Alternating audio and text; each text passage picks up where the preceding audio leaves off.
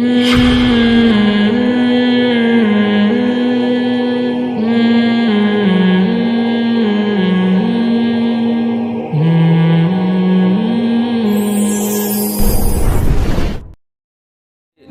اثر بھی ہوتا ہے نا, آپ اپنے ذہن سے جھٹک رہے ہو گویا, یہ ایک نفسیاتی علاج بھی ہے. لوگ کہتے ہیں نا بھائی لعنت بھیجو, تو جب آپ کسی کا لعنت ہے اس پر, تو ایک دم اثر ہوتا ہے, آدمی چھوڑ دیتا ہے اس چیز کو. وہ ایک آدمی کا اتنا پریشان تھا, اپنی بیوی بھاگ گئی اس کی, ابھی کل پرسوں کی بات ہے. ہر طرح سے ہم نے بھی کوشش کر لی, اس کی بیوی سے میں نے بھی بات کی, سمجھایا, نہیں آ رہی, اور پتہ نہیں کتنے مہینے ہو گئے. اب وہ لڑکے کی حالت بڑی خراب, تو میں نے اس کو بولا لعنت بھیجو یار. جیسے میں نے کہا نا لعنت بھیجو, ایک دم کہتا چلو ٹھیک ہے. یہ نفسیاتی اثر ہوتا ہے بھائی, اس کے دماغ سے خیال نہیں نکل رہا, پاگل ہو گیا ٹینشن میں. تو میں نے کہا لعنت بھیجو یار, کیا کرنا ہے جب ایک عورت تمہارے ساتھ نہیں رہنا چاہتی اور اتنا تم نے اس کا خیال کیا, پھر بھی دفع کرو. ایسے پھر اسٹائل سے بولتے ہو تو آدمی کا وہ وسوسہ, یہ وسوسہ ہی تو ہے. دماغ خراب کر کے پاگل ہوا ہے, نیندیں اڑی ہوئی ہیں, اور وہ اس کو سمجھا کے ہم تھک گئے, وہ آنے کا نام نہیں لے رہی. تو بھائی دفع کرو یار. تو پھر اسٹائل سے بولو گے تو ایسے سمجھاؤ گے نا کہ بہتر یہ ہے کہ آپ اس کو چھوڑ دیں, مناسب نہیں ہے, نہیں آئے گا سمجھ میں. تو اسی طرح یہ ہے نا تھو تھو تھو, یہ ایک نفسیاتی اثر ہے, اس سے وہ شیطان کا وسوسہ ختم. چلو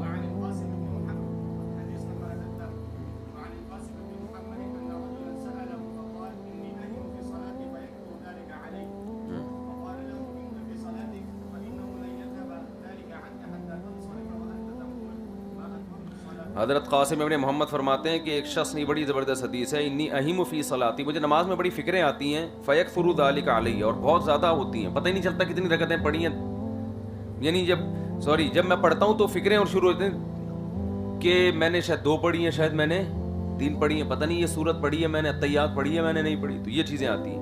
آپ نے فرمایا امضی فی صلاتک, نماز میں چلتے رہو, اس وسوسے کی پرواہ مت کرو. فإنہ لن یذهب ذلک عنک, یہ وسوسہ تم سے ہرگز دور نہیں ہوگا جب تک کہ تم تنصرفہ, نماز ختم کرنے کے بعد یہ کہو ما اتممت صلاتی, ہاں میں نے نماز نہیں پڑھی, جاؤ. صحیح ہے نا. شیطان جب وسوسہ آئے کہ تیری نماز تو نہیں ہوئی, تو نے تو اتنی رکعتیں پڑھی, بولے ہاں نہیں ہوئی نماز, میں نے اپنی نماز کمپلیٹ نہیں کی ہے, بس میں ایسے ہی ہے, مطلب ہے اللہ ایسے ہی قبول کر لے گا. یہ ایسے, اس کی مثال ایسے ہے جیسے آپ کسی طالب علم کو چھیڑنا شروع کر دو, تو ٹھیکنا ہے, تو موٹا ہے, وہ غصہ کرے گا تو طلبہ اور چھیڑیں گے نا, اور چھیڑیں گے اس کو. تو اس کا حل یہ کہ ہاں ہم تو ٹھیکنے ہیں. بولے تو موٹا ہے, ہاں ہم تو موٹے ہیں. ٹینشن لینے کے بجائے بولو ہاں ہیں, تو کیا ہو جائے, اس سے طلبہ چھیڑنا چھوڑ دیں گے. ہمارا ایک ساتھی تھا, اس کو لوگ چھیڑتے تھے نا ایسے ہی, کیا بھائی تو بڑا خاندانی بنا پھرتا ہے, تو پتہ نہیں کون سی کس کی اولاد میں ہے. اس نے کہا ہم تو وہ گھٹیا ایک قوم ہے, پتہ نہیں ہندوستان میں, اس کی نسل میں ہم لوگ. تو وہ خود ہی بول رہا ہوتا. تو اس نے ایسا حربہ اختیار کیا, لڑکوں نے چھیڑنا چھوڑ دیا اس کو. تو یہ طریقہ ہوتا ہے. تو یہی مطلب ہے کہ شیطان کہے گا تو نے نماز مکمل نہیں کی, بولو ہاں بھائی نہیں کی ہے. اور یہ ہم نے بھی نسخہ لوگوں کو بتایا ہے کہ جیسے جن کو غسل کر رہے ہیں نا, ہو ہی نہیں رہا ان کا غسل, گھنٹے ہو گئے شاور کے نیچے, تو میں ان سے کہتا ہوں بھائی آپ بغیر غسل کے نماز پڑھ لو, جتنا ہو گیا ہے, جگہ خشک رہ گئی نا, ہو جائے گی نماز. نہیں ہوگی تو اسی طرح اللہ قبول کر لے گا. بولے نہیں ہم ایسے ہی پڑھتے ہیں, بس جاؤ. تو یہ وہمیوں کا یہی علاج ہے, سمجھتے ہو. کل ایک آدمی کا فون آیا, حرمت مصاہرہ کا وہم ہو گیا اس کو نا, پتہ نہیں ہو جاتا ہے بعض لوگوں کو. تو مجھے 2-4 دفعہ میں اندازہ ہو گیا اس کو وہم ہو گیا ہے. تو میں نے اس کو یہی بولا, میں نے کہا بھائی کچھ بھی نہیں ہوتا, غلط مسئلہ بتایا کہ جو کچھ بھی ہو جائے کچھ بھی نہیں ہوتا اس سے. تو یہ مجبوری علاج کرنا ہوتا ہے, مطلب یہ کہ تمہارے لیے کچھ بھی نہیں ہوتا, کیونکہ تمہیں ہو کچھ نہیں رہا ہے, تمہیں ادھر فالٹ ہے تمہاری کھوپڑی میں. تو ریکارڈ کر دے گا تو نہیں, یہ تو وہمیوں کے لیے ہے نا, وہمیوں کے لیے پیکج ہے. چلو آگے. اس کی مثال ہے جیسے وضو کیا آپ نے, وضو یاد ہے, ٹوٹنا یاد نہیں ہے. اب نماز میں کھڑے ہو تو شاید وضو کہیں ٹوٹ تو نہیں گیا میرا. اب جس کو بار بار یہ وہم آ رہا ہے اس کو بولے بغیر وضو بھی نماز ہو جاتی ہے. ایسی کنڈیشن میں بغیر وضو بھی ہو جاتی ہے. اس کے بغیر یہ شیطان بھاگے گا نہیں, یہ بتا رہا ہوں آپ سے, چھڑو ہی نہیں.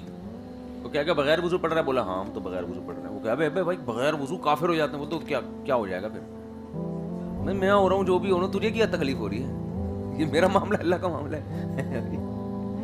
کیا خیال ہے؟ یہ جو ڈراموں میں نکاح ہوتے ہیں وہ جائز ہیں یا نہیں ہے؟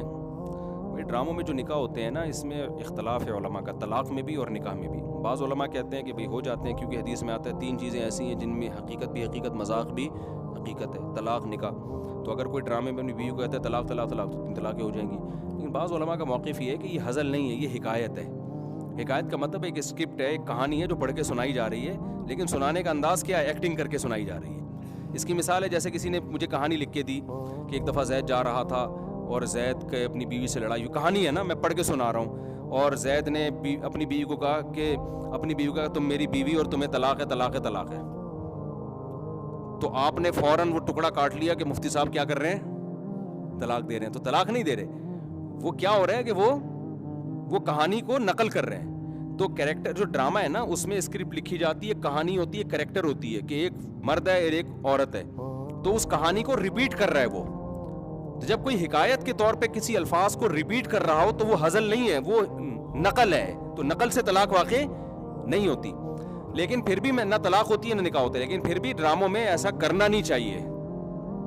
سمجھتے ہو؟ کیونکہ نکاح اور طلاق کے بارے میں بار بار اللہ نے کہا کہ اللہ کی آیات کو مذاق مت بناؤ. تو ڈرامے میں اگر کسی نے بیوی کو طلاق دینی ہے نا, تو وہ پھر اپنی بیوی کو نہ دے بھائی, کسی اور کی بیوی کو دے دے وہ.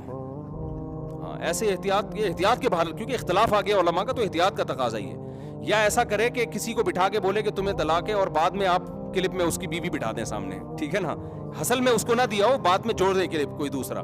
تو ایسا کوئی ان کو ہیلا اختیار کر لینا. تو جب کوئی حکایت کے طور پہ کسی الفاظ کو ریپیٹ کر رہا ہو تو وہ ہزل نہیں ہے, وہ نقل ہے. تو نقل سے طلاق واقع نہیں ہوتی.